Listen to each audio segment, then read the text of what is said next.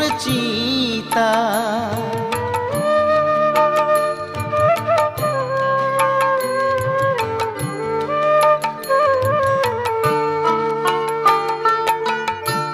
যে ছেলেটি প্রথম তোকে ডেকেছিল পিতা,